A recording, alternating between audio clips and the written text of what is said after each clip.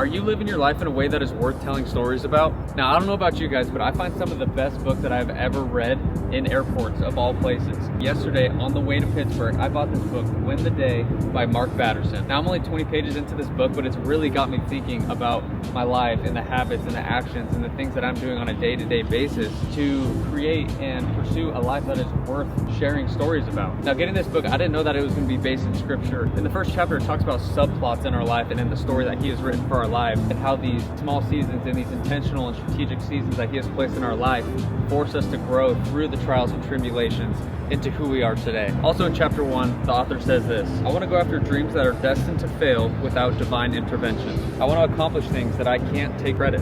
This got me thinking big time about how we set our goals and the faith that we have in our goals and the things that the Lord puts in our heart. A lot of times we set goals that are not big enough. It reveals our lack of faith that we have in God and who God created us to be. And if we are able to set God-sized dreams, then that takes our pride and ourself out of that situation. So if we're able to set God-sized goals and we pursue those, and if God permits us to obtaining those goals, the only thing that we can do in that moment is give the credit to God. So in my life, it got me thinking about how, are my goals big enough? Do they reflect the faith that I have in God and the story that God has written for me? Or am I setting goals that are within my own control and my limits of what I perceive that I'm capable of doing? I have a tendency to set goals that are within my control and my limits, but if I am able to set goals and pursue goals that are God-sized and don't seem quote-unquote possible, then in pursuit of those, if God ordains those to come true, then the only thing I can do is give him all the glory and all the credit for those goals.